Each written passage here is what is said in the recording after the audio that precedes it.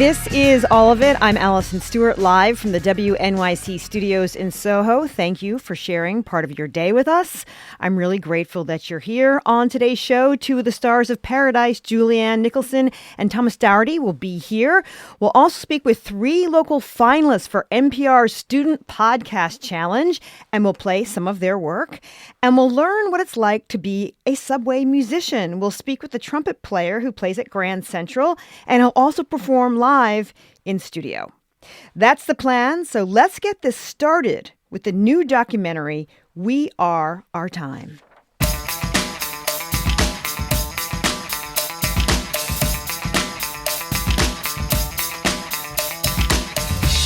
The oldest dance company in the United States is right here in New York. This year, the Martha Graham Dance Company is celebrating its 100th birthday, first founded in 1926. Martha Graham innovated what we now consider to be modern American dance, although she preferred the word contemporary. She had different ideas of movement, what is now celebrated as the Martha Graham technique, eschewing ballet shoes for bare feet. A new documentary goes behind the scenes at Martha Graham to capture dancers and choreographers as they rehearse, perform, and tour. We also see archival performances of Martha Graham herself and hear from her collaborators about what made Graham's ideas special. The film is called We Are Our Time. The first part airs tomorrow night on PBS. Part 2 airs on April 3rd. My guests now are directors Peter Schnall. Hi, Peter. Hey. And Cindy Radine. Hi, Cindy. Hi. And if you're interested, the Martha Graham Dance Company is performing at New York City Center April 8th through the 12th as part of the Centennial Celebration. That's April 8th through the 12th. Peter, what interested you about the Martha Graham Company?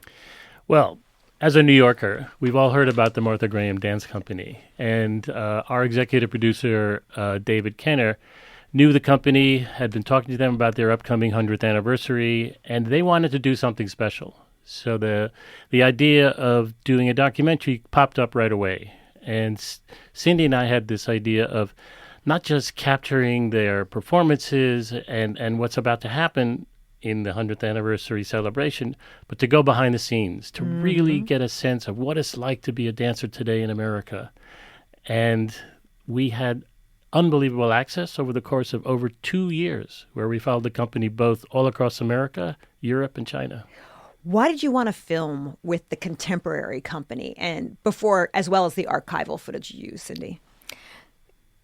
Really early on, Peter and I made the decision to ground the story in the current company. I think our idea was that Martha Graham's work lives within her dancers themselves and within the dancers themselves.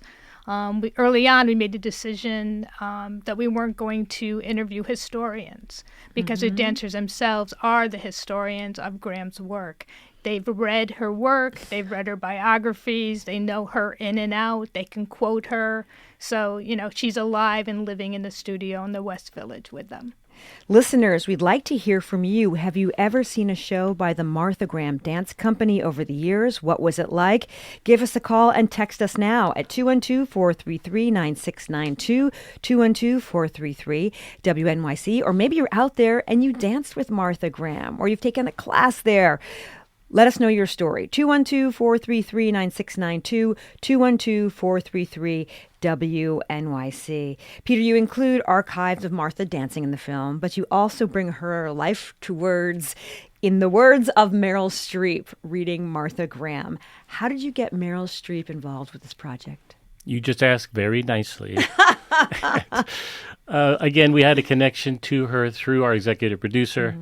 And in some ways, it was actually a personal request. Ms. Streep had actually read from Martha Graham's autobiography quite a few years back with Yo-Yo Ma playing the cello behind her. So clearly she had some sense of this incredible genius, this revolutionary modern dance creator.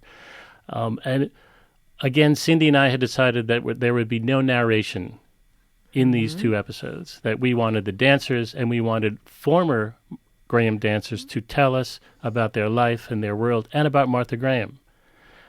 So what we decided to do was to have an actress read from Martha's writings, from her essays, from her autobiography, from volumes and volumes of absolutely incredible writings that she had done over her 90 years. Very philosophical, very heady, very thoughtful about life, love, and the pursuit of dance. So that's what we did.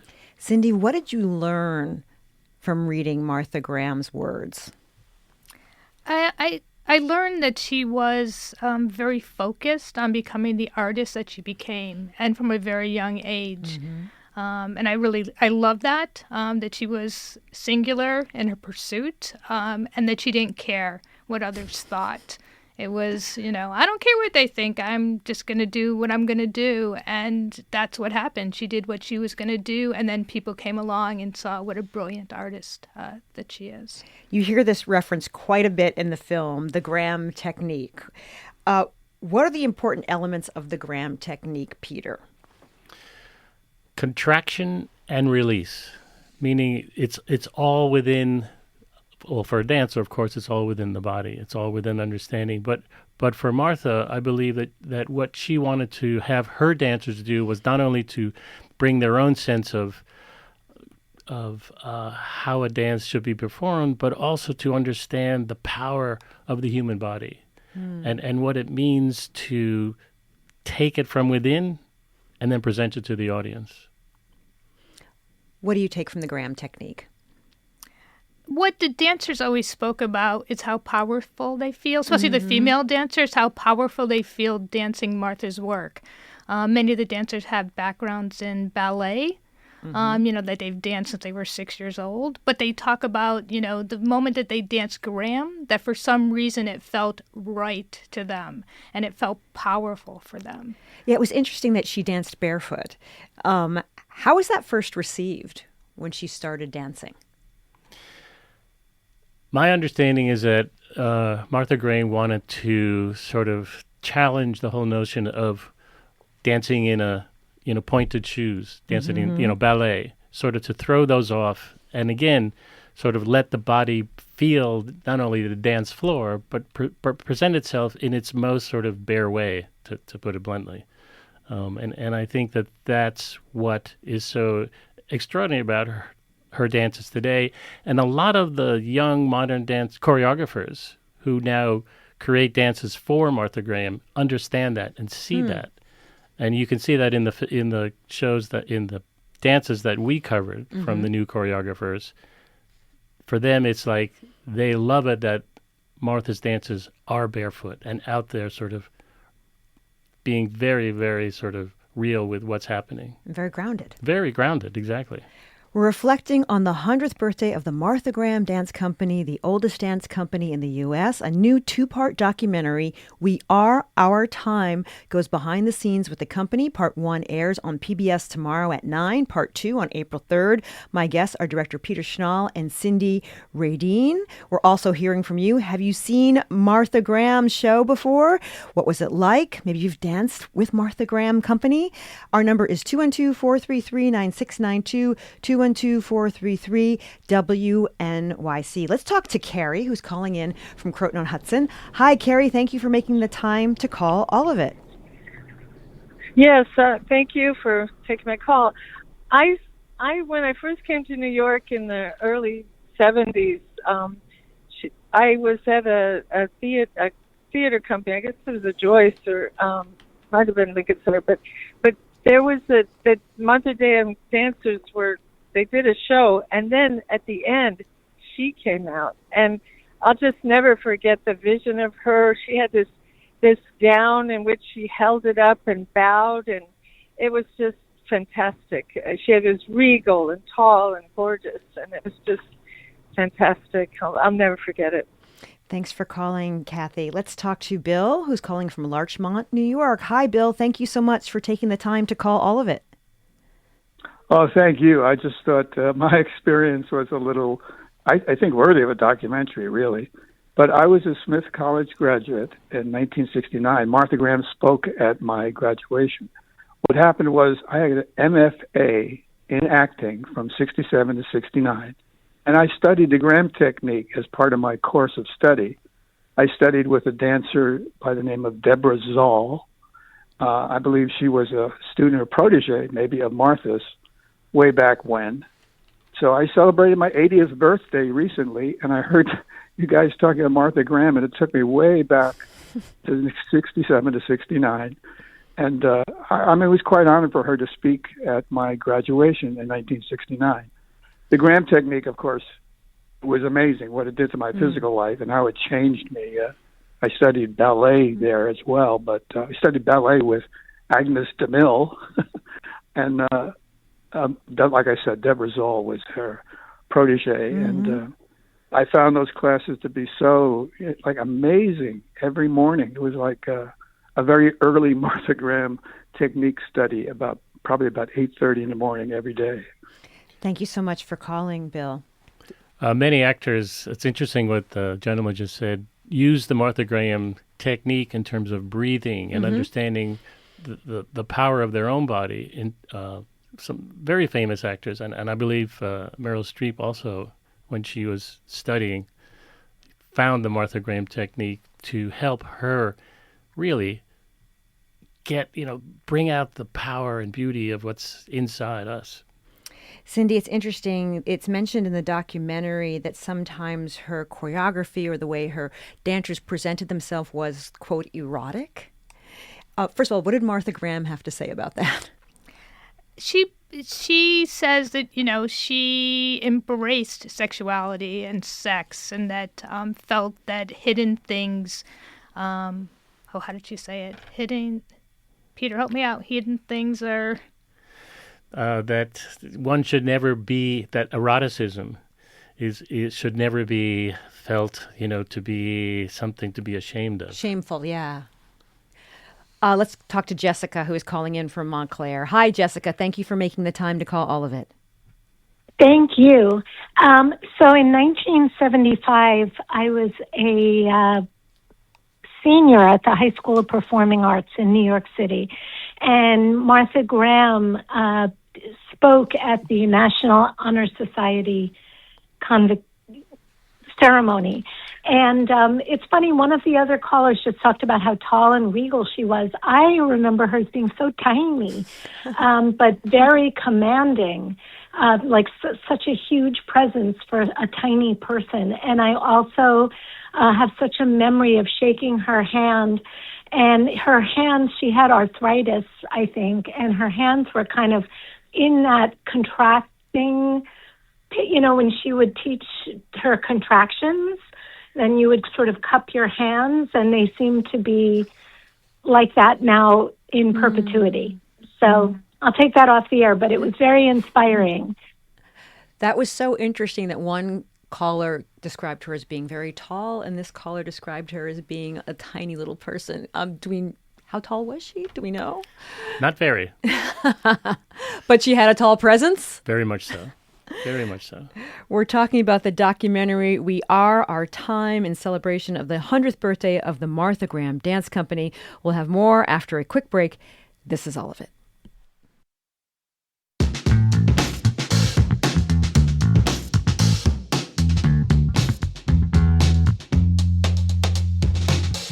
You are listening to All of It on WNYC. I'm Allison Stewart, reflecting on the 100th birthday of the Martha Graham Dance Company, the oldest dance company in the U.S. A new two-part documentary called We Are Our Time goes behind the scenes with the company. Part 1 airs on PBS tomorrow at 9, Part 2 on April 3rd. My guests are directors Peter Schnall and Cindy Radine. We also want to hear from you. Have you ever been to a Martha Graham concert? What was it like? Maybe you've danced with Martha Graham or you've taken a class there. We want to know your story. 212-433-9692, 212-433-WNYC. Cindy, we see a lot of scenes of rehearsals, the dancers, the choreographers. At times they're having fun, at times they're laughing, but they're really going through an intense practice. What was most interesting to you as a filmmaker watching those dancers work? I think I personally didn't realize the amount of work that they have to do in their lives. We captured definitely them in rehearsal, which is a long day for them. And they will train in a number of different dances. So they might do a Graham work in the morning and then work on a work with a new choreographer in the afternoon. But even before they get to work, they usually take dance class, they go to the gym, they do Pilates. I gained a lot of respect for the work that they do. Yeah, they're kind of serious athletes, Peter, and they experience pain, they experience injury. How did the dancers talk to you about the physical toll? It's so interesting because one of the dancers who's been with the company for over 20 years, Lloyd Knight, did a one-person piece where he kind of helped the audience understand what it's like to be the life of a dancer. You know, you get up, you have your breakfast, you rehearse, you go to the studio and perform, and the next day you get up and rehearse and go to the studio to perform, and it's over and over and over again. And the beauty and power of what it takes to be these incredible artists, it is quite astounding on so many levels. And it's trying, and nothing more than a simple ankle injury or a back injury or a shoulder injury can take you out immediately. And like most artists, there is that concern that will I be able to return to the dance floor? Will somebody else take over for me? Mm-hmm. And that is one of their concerns, and they speak about it very much in the program. Let's talk to Michael, who's from Brooklyn. Hi, Michael. Thanks for calling. All of it, you're on the air. Yes, hi there.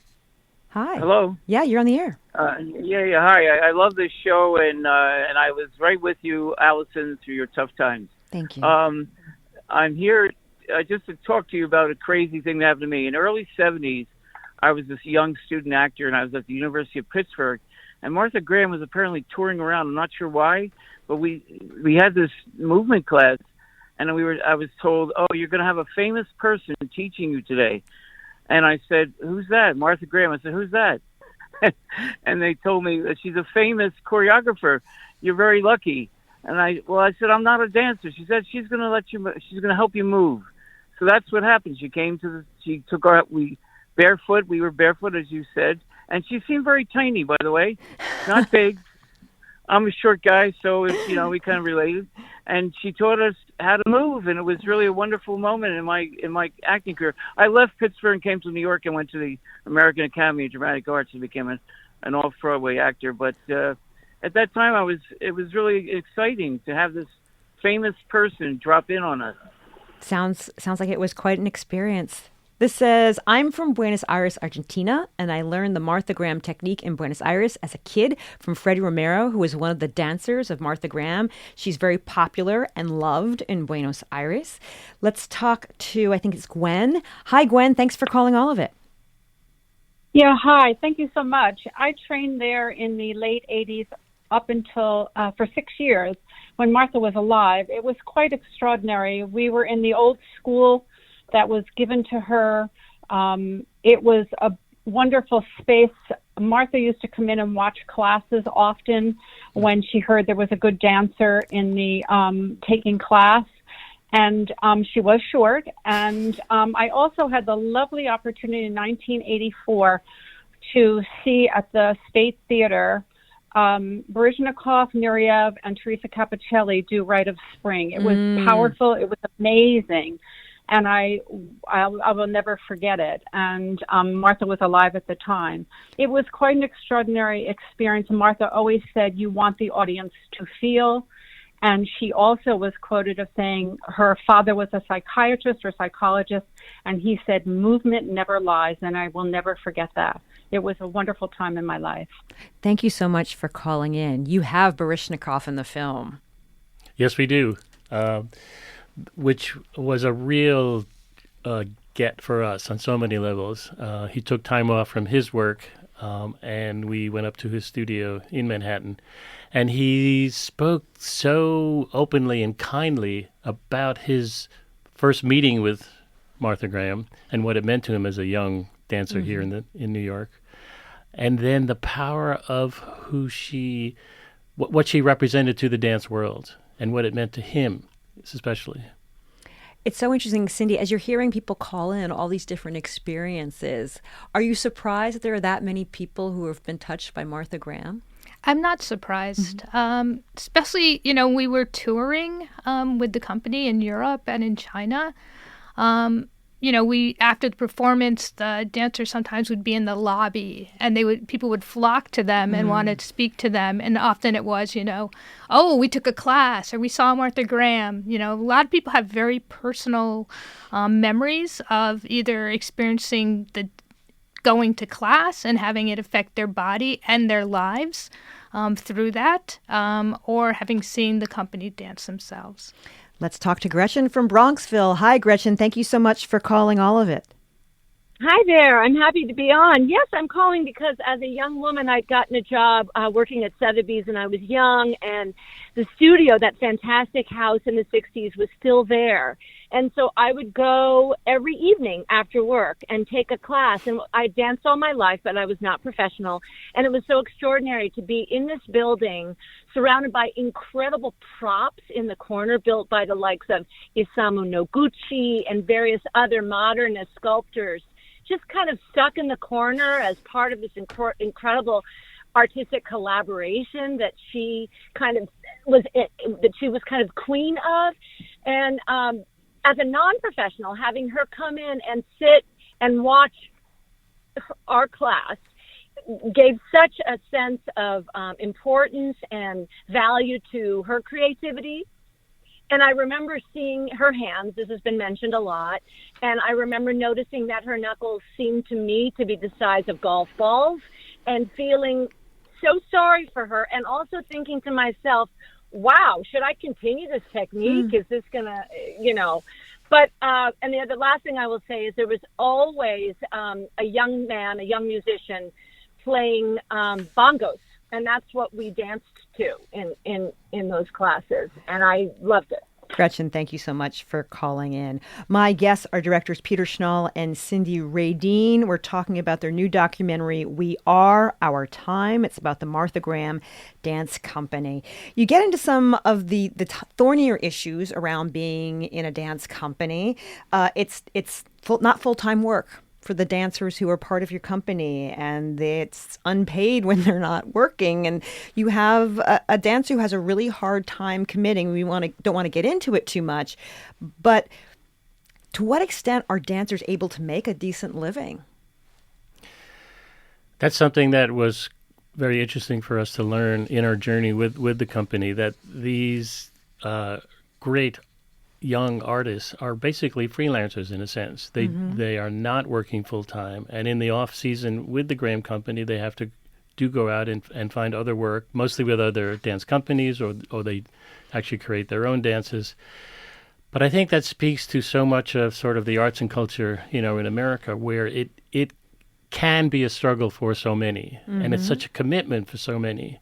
And yet there are, if you think about the fact that this company has endured for 100 years, that in itself is quite extraordinary and speaks so powerfully to Martha Graham and to the people that have created the work with her and for her. And I think that the dancers today understand that and are committed to that. And yeah, it's tough. It's tough to pay your rent. It's tough to be an artist today in this country. Yeah, the artistic director says in the documentary how difficult it is for a nonprofit in the world today. How difficult is it for the Martha Graham Company, a company that's been around 100 years? I think they're, constantly, fundraising. We make the connection in the film. One of the quotes that we use from Graham, she also had struggles funding her company when she was running it. So, I think it's just the reality, as Peter said, in our country today. Nonprofits struggle and, rely on foundation funding, philanthropy. But the Graham Company's still going. So they've gotten something right. Let's talk to Linda. Hi, Linda. Thank you so much for calling all of it. Thanks for taking my call. In the early 80s, I moved to New York City, and my residence was at 63rd Street in New York, which was across the street from where Martha Graham lived and also just a few blocks from her studio. And walking up 63rd Street, I would often see her coming out of her building and getting into her town car or whatever, her car that would take her wherever she was going. And she was tiny, but she was so regal and she had such a presence. And if you said hello to her, I would say, good morning, Miss Graham, and she would look up and she would have this very slight smile and just sort of nod like the Queen of England would. She was just such a presence. And I never got to take a class with her, but I did have a young cousin come visit from Victoria, British Columbia, who did take a class, and Miss Graham was sitting in the room, and my cousin was just so excited she couldn't believe that she got to be in the same space. So she was what New York embodied for me at that time, the culture. And everybody says the early 80s in New York were so horrible with Bernie Getz, but I loved New York, and I reluctantly live here. I moved kicking and screaming to Oregon. So you're calling us from. We love it. You listen to WNYC, by the way. Thank you so much for calling. And let's get Michael one more call in. Hi, Michael. You're our last caller. So excited to be on. Can you hear me? Yeah, you're on the air. Okay, great. I saw Martha Graham at company as a high school student back in the 70s, and it was really inspiring. I ended up taking modern dance classes in high school, not being much of a dancer, but, developed an incredible affinity for dance.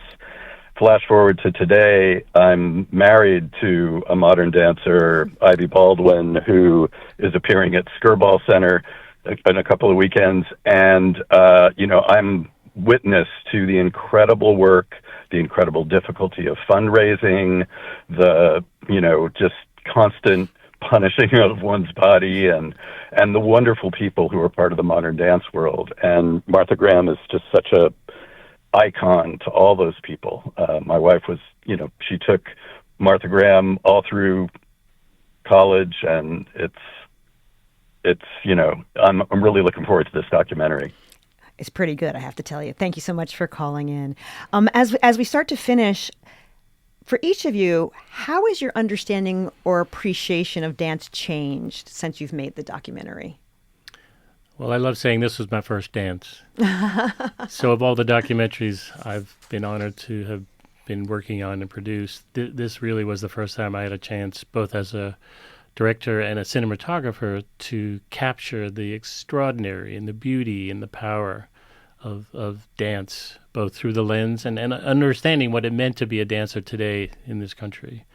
And I think that what Cindy and I and what PBS allowed us to do is to really journey into a world that few know so much about, behind the scenes, the effort, the energy, and just what it means to take this and bring it to audiences as never seen before.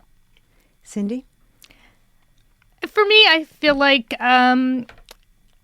just spending all the time with these amazing dancers and getting to understand their lives and how they're so committed to the creativity and to Graham and to modern dance, and continuing her legacy and continuing to push dance forward, and having it evolve and being part of it.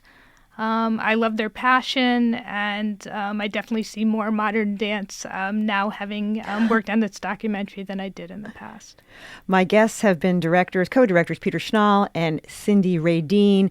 We're talking about their documentary, We Are Our Time. It goes behind the scenes, the Martha Graham Dance Company. Part 1 airs tomorrow night at 9 on PBS. Part 2 airs on April 3rd. And you can catch the Martha Graham Dance Company performing at New York City Center April 8th through the 12th as part of its centennial celebration. Thanks for joining us, and thanks for taking listeners' calls. Oh, thanks, Allison. Thank you.